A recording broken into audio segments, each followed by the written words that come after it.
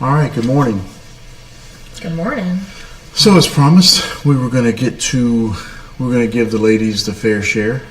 And last episode we talked about a man's needs in marriage. And so today we're going to talk about the fair side's needs and follow along the curriculum of Marriage Today's Marriage on the Rock program. And this is a continuing in this series. Episode of all. I know, I've been waiting all weekend for it. All right, well, let's kick it off. What about the one on the men's need? That's the one you should have been so excited about. I was very excited. All right. But this holds true on either gender, okay? And it's unfortunate in that most spouses, they spend their energy trying to change each other. And but we said it, and it's obvious, right? I mean, men and women are created different. They are. I should have put a warning up there because I didn't want to shock anybody. But if you're new, to men and women, they are different. If you haven't taken a moment to look, go ahead and look. Good morning, Charmaine. But hey, Charmaine. But listen, men and women are created different. It's a wonderful, perfect design. Very purposeful in the design, and God created it that way, so we can enjoy each other. Right. I mean, I've confessed before. I mean, my gosh, how horrible would it be to be married to myself or someone just like me? I mean, I am hard to get along with sometimes, and I'll confess that. But it's no accident that we were created differently. Now, it's different. Doesn't mean dominant or subservient. Right. A lot of people get hung up, and I think we're going to read. We're going to read through our notes later and down the road a second. It talks about the woman will submit to her husband, and unfortunately with this ultra feminist and liberal agenda, and oh no, I ain't submitting to nobody, and then you totally misunderstand the meaning of submission. Right. It takes a very strong, powerful, in control of themselves person to voluntarily surrender to another person. So in the marital sense, bucking that system, bucking that God hierarchy, you usually either wind up in discord, distress, or divorce. Right. The thing is that there's a hierarchy, and it doesn't mean that women are less than. Right. We are absolutely equals, but it does mean that women have very specific needs. It does, yeah. And it, just touching back to what you were talking about, we spend most of our energy trying to change our spouse. Right. And the focus should be on changing us. To mirror that Christ-like relationship to our spouse. The best way to change your spouse is for them to see Christ in you. Right. And all it does, it just causes you to wind up being frustrated and disillusioned. Right. Because like Leah said, as a woman, you're generating a lot of energy. You're sincerely working for the change that I truly believe they believe is best. Without, it's like we drive all the time through the country, and we see these, well, we're not seeing them, but we're on them, these high-rise highways and interstates. Right. And it's like, wow, this is amazing. Well, guess what? Those structures didn't just appear in the air. Right. There's some like through the swamps of South Louisiana, there's some serious subsurface, underground, foundational work that's being done. So you could lift up that structure to make for a smooth path. That is a beautiful analogy, and I'm not even a road engineer. I'm a driver on the road. That's true. But I'm not a builder of the road. Good one. So the key is, right, instead of as a woman as pursuing change based on her own idea or perception of what change should look like, all you're doing is you're driving the man further and further away. Because look, I'm telling you, from the guy side, this is insider information. You are not going to nag us into being the person you want us to be. You're not going to nag me into being a better father. Right. You're not going to nag me into helping around the house.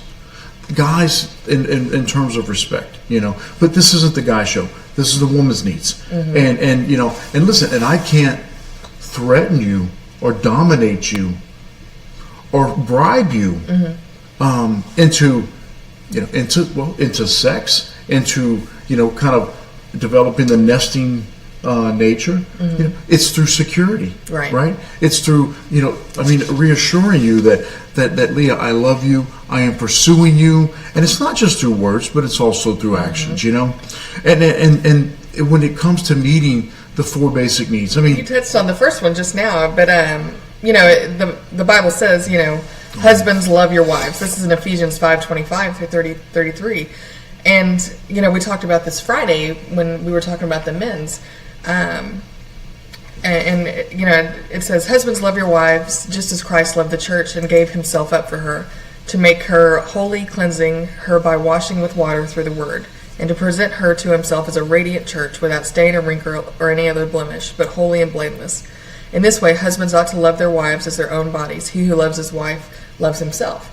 And, we talked about that Friday, about how God tells women, his instructions are very specific. Honor your husband. Respect your husband. There are no qualifiers. And there are no qualifiers in this either. Husbands, love your wives. Right. Not if she looks good when she rolls out of bed in the morning, No, you're right. There's no asterisks. There's no qualifiers. Right. And we talk about also, one of the foundational laws of marriage is pursuit. And we talk about, for a woman to respect her husband like she would Jesus Christ. And a lot of times, what do you hear? Well, he's no Jesus. He's no Jesus, and you know what? He may not be Jesus-like, Christ-like. But you know what? If you want him to be, that's where the power of a praying wife is incredible. I think God put that in their spirit, where a woman has maybe a softer heart, a more spiritual understanding of the concept of marriage. I would agree with that, and I think because of that softer spirit, men have to be more aware of their wives' needs. Right. Because it is easier, I think, for men. You'll say something to them, and it just kind of bounces right off. Nothing, men kind of just have that one focused thing, or whatever. But it's not like that with women. There's 42 thoughts and different scenarios and what ifs going through their head. No, I agree. And so think men really have to pay attention to those needs and make sure that those needs are being met, because if they're not, then you really, I think through women you really start to see that crumbling of the family. When a woman does not feel valued, or and especially security. You mentioned that a while ago, that a woman's number one need is security, and that is absolutely true. And we understand them, we respect them, we apply them. Once you do that, you're going to awaken a passion and a fulfillment that was your goal, your fantasy, your idea in the first place. When guys start like, well, I don't know what happened to her, she changed. It's probably because you don't understand what she needs. And if you fill your wife's cup, let's use that for name. If you fill, you're going to see her start to blossom. You're going to see changes all through, not even just in your marriage, but in your children, in the way that your household is run. Because it says right here, women feel most secure when they are married to a sacrificial, sensitive man. Women are most insecure when they are married to a selfish, detached man. And then how to meet a woman's need for security. Let your wife know that she's it. That's it. That's security. And financial security, but also relationship security, that she's not vying for anyone else's attention, whether it's work, whether it's golf, whether it's another woman. You've got to make sure, because if she's insecure, you're gonna see an entire breakdown of a woman. It's just gonna eat at her and eat at her and eat at her, and it's a horrible place to be. And that insecurity. And and I think you'd either written about, or I know you've talked about, where that insecurity lies. a lot of times there's a basis, there's a reason for that insecurity. Right. And I'm trying to remember if it was something you spoke about or something you wrote about. I think I wrote a blog post about Yeah, it. and if it's, if there's suspicion of, say, infidelity, I forget the percentage of time. 85%. Well, there you go. You didn't forget that. 85% of the time, there's good reason Right. for that infidelity. They're right. They're right. So when we talk about needs, these are not just selfish needs. Like, oh, I need popcorn at midnight, or I need breakfast in the morning. Which I need breakfast in the morning. And I need popcorn at midnight. But we're talking about your needs. These are God indwelled needs. Right. These are desires that God has put in your spirit, in a woman's spirit, and security is the big one. And along with that security comes an intuition. So 85% of the time, when you're right, when a woman feels that foundation's a little shaky, there's cracks somewhere along the way. Right. And now, how do you shore it up? You focus on those foundational laws of pursuit, of purity, of possession, and that lends itself to the security, to you being secure in our relationship. And in the spirit of Genesis, when the man left his mother and father, and he cleaved to his wife, and the two become one. We talk about like duct tape on paper. Okay, just try it yourself. Good old strip of duct tape. Duct tape fixes everything. And then you try to separate that. Listen, there's no more separating without destruction and damage being caused. Okay, so you say, well, I need to focus on myself. Listen, once you've made that commitment, once you've applied that duct tape on the paper, there is no more just fixing yourself. It has got to be a couple fix. I mean, you could have written more books, you could have taken some trips, you could have bought some more shoes. You did not have the spiritual capacity, the spiritual equity, Right. to peel that duct tape off. Right. And a lot of times things like that result in divorce. And you just say, like a Band-Aid, you just rip it off. You know what? You're going to rip right through the paper, and you figure, I'm just going to deal with it. Well, now you're dealing with just tattered pieces. So it really is. It's a two-person project. Right. Well, yeah, it's like I did reach that person, or that place of insecurity where, and I remember like the day exactly. I remember being like I was just so at the bottom where I was like, all right, I've got to get back to the person I was. I was like, I can't keep doing this. It's not healthy for me, and it's not healthy for the kids. Right. And just thinking, we could be married, whatever, And I remember thinking that we could be married, whatever. But I'm gonna go. I've just got to go back to the way things were. I've got to live. I'm going home, and he can do whatever. Right. And it's that cup fill, But it says in here, like, be sensitive to your wife's needs and don't make her ask or beg to get her needs and desires met. Right. And a lot of that comes through open communication, because it does. And where did our communication change? It changed when we started praying together. It absolutely changed the dynamic of our entire relationship, and it was praying together. Now the other one, so I want to tab over here. So security is the first one, and obviously the most, one. the biggest. I would one. say the most important. Without security, none of these other three Right. are coming through. Okay, so it is the biggest one. Now the other one is one that I mastered, and I'm probably the best at. It's non-sexual affection. Right. But that was one of the hardest things for me, was learning the value. Listen, I'll just be honest, and I guarantee you, if there's guys listening, I'd never heard of non-sexual touching, non-sexual affection. Right. Now, I'm not saying I never practiced it,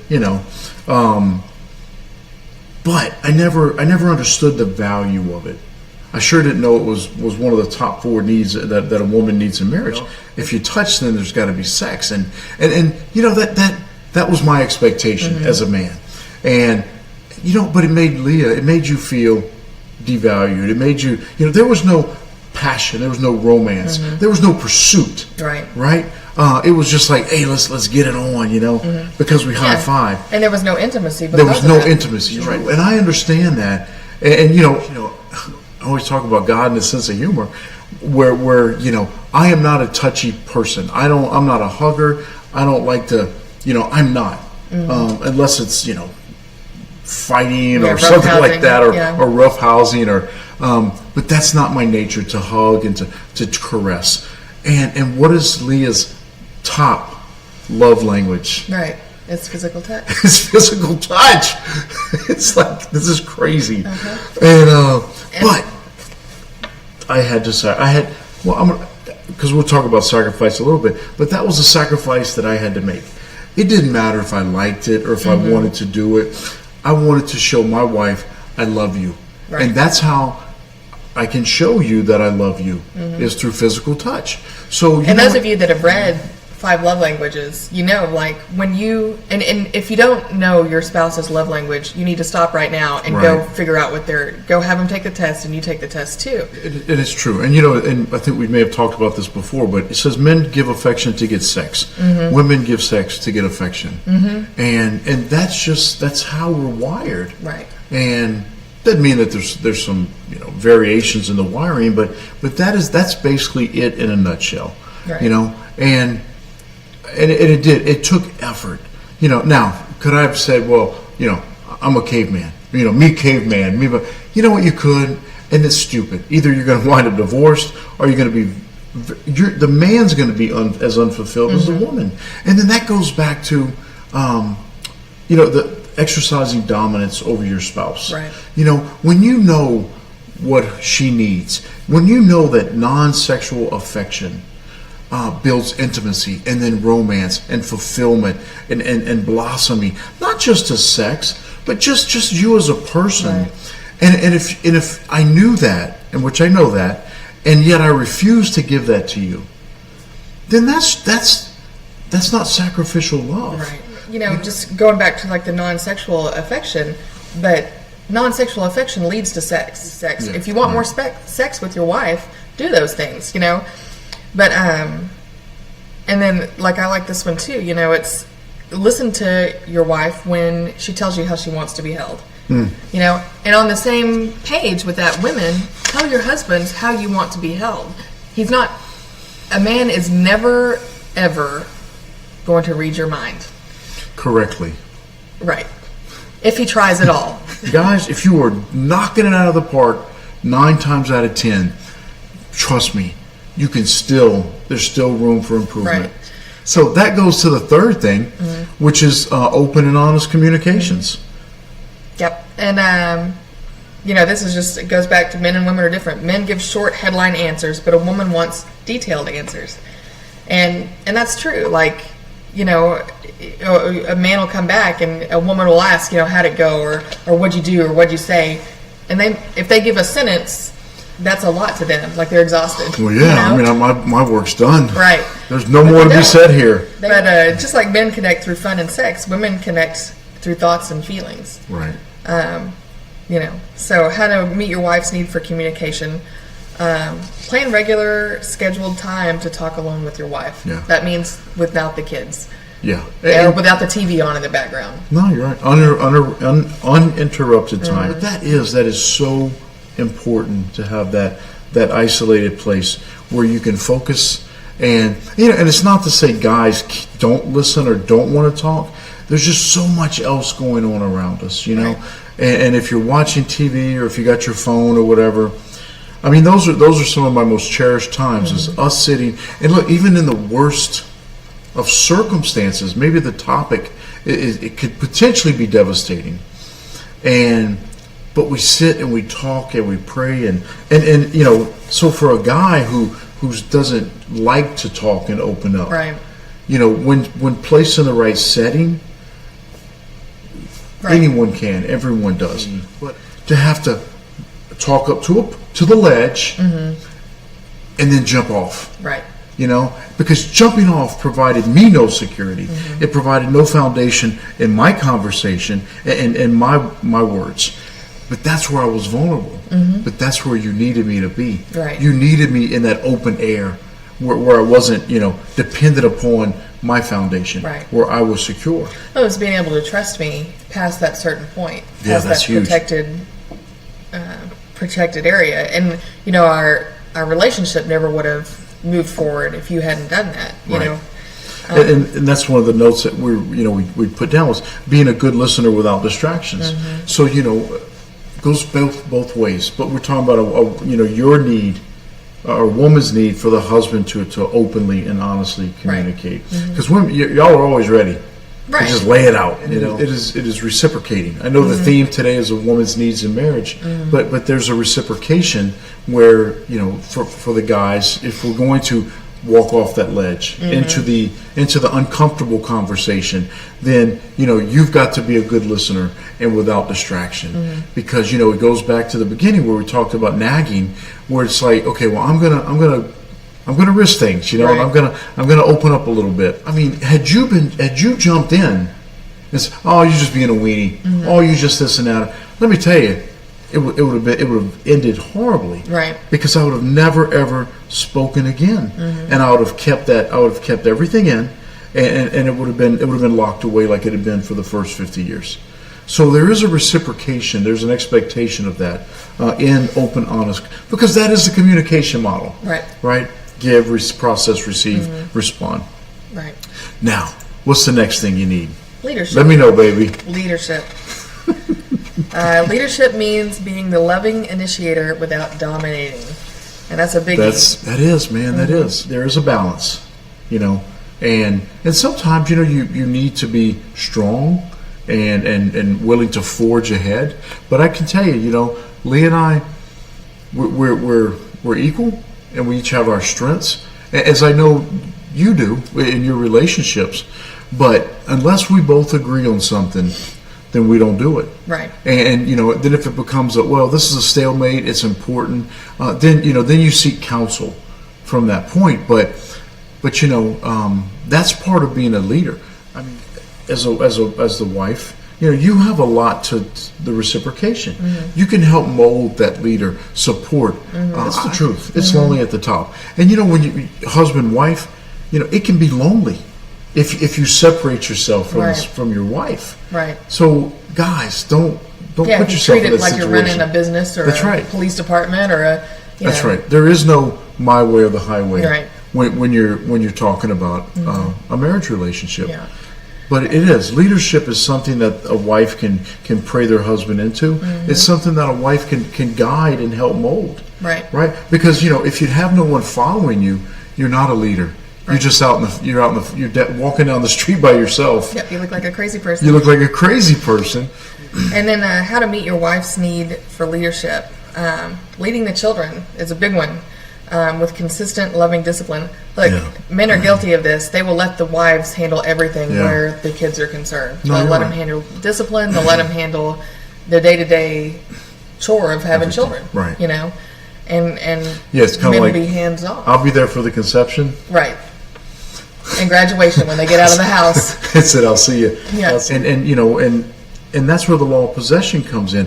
Listen, when you marry blended, those are your kids, but I think a lot of times guys use that as those are your kids, because even with their own biological kids, they'll say, well, that's your kid. You get in a blended family situation, and that is such a strike towards the devastation of that Right. marriage, So another way to be a good leader is to lead with romance. And this is a big one too. Women, I think, are by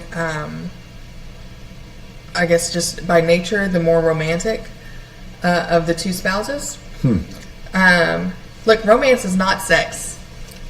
Okay? Right. I'm going to repeat that. Romance is not sex. All right. And another need to lead is with finances. Oversee the finances. Says do not overspend. And the other side of the coin is do not be miserly with it. And I know you had mentioned that before that how your dad dominated the household was with money, where your mother always he would just peel off 20s and not in an abundant way, right? But it was having to beg and I need money for this, I need money for that, and that can become very very demeaning when that's kind of lorded over someone. But taking charge of the, not taking charge, but leading where the finances go. And most of the times you're going to have a spender and a saver. And again, there's the beauty of the mixed match. And I think God's sense of humor is that comes to be a lot of times. And that's where you've got to communicate beforehand. You got to communicate early and often. And because that can become a huge bone of contention. Right. But really, women, I think generally want men to take the lead with the finances. Now, because we're equal, the books are open, the communication is on the level playing field. You talk about major purchases, and that's a good leader. You're only as good as the people you surround yourself Right. with. And sometimes that comes as a hard lesson, but it's the truth. Right. And so that is a very important way of showing you that I love you and I'm willing to be the leader of the household. And the last one is to lead spiritually by attending church as a family and praying together. which should be the first one. Right. It really should. Well, they want to close it off with a bang. Oh, you want me to talk about this one? Oh, it's your need. I'm No, just I meeting think it. it's the family's need, Just need it. But no, to have that spiritual leader in the household, I forget what the percentage of church congregations that are women versus men. Oh my gosh, but yeah. it's a huge disparity. It really is. And You're right. and look, women, and thank God for them, are the ones that they get up, that get their kids to church, get them introduced to church. Yeah. But men need to be there too. And as a marriage, as a family, your husband needs to be there if you can get him there. It's a very small number of men that actually participate in church, but the effect is long lasting. And listen, not only does it affect the husband and wife, not only does it affect the children, but it affects the church. Right. And there's a ratio of if your congregation is this percentage of men, percentage of women, and it gets to a threshold. I want to say 70-30, that within X number of years, your church will be gone. It it'll will fail. no longer exist. It is so important for the man to be the spiritual leader. And look, if you want to be the leader, you got to be the leader all the way around. You can't pick and choose what hat of leadership you're going to wear. It's an all or nothing proposition. And if you want your wife to understand that you value her four needs, and they pretty much encompass a lot. You have got to make a commitment to meet security, the non-sexual affection, the open and honest communication, and the leadership. You don't just get to be the boss, Right. and have sex. No. Yeah. You Got to put a little work in. You got to put a little work in. You're exactly right. But unfortunately, that's the way things are looked at. Hey, daddy's home. I've been Right. working all day. Let's Food get it and on. sex. Let's get it on. So, Food and sex. and listen, as far as this goes, guys, if you want a clue, an insider's view into the woman's mind, creating, and also vice versa, creating security requires sacrifice. It's like that. You had to let me into the secret part of your life. Right. Because secrets are the enemy of intimacy. Yeah. So Oh, that's and good. that's I love very that. much part of security for a woman. Right. So there has to be just that transparency for a woman to feel that security. And that goes with finances, bank accounts and no secret bank accounts and no, all of these things. Yeah. But that financial security too.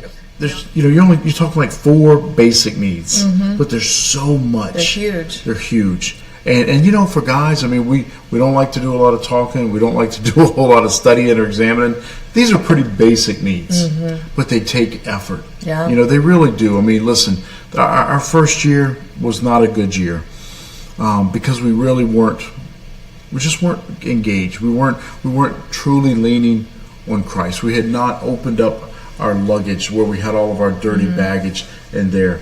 And when it came time to confession, and repentance, and then there has to be a change of behavior. Anybody can say I'm sorry. That's right. And then say, but then keep doing what you're doing. There's got to be true repentance, and there's got to be a change of behavior. So, when you start looking at these four needs, Right. and this applies across the board, you've got to make an effort to put those needs into play. Be it touching or be it transparency to provide for that security. And listen, it's doable. And it wasn't until we started to understand what the needs were. We started to understand that there were needs, Right. and they had to be met, and it required sacrifice. Yeah, this series really helped our marriage. Big time. Okay, so we're going to wrap it up Yes. and say thank you Yes. and God bless you. We'll see and you we'll see you Wednesday. next time.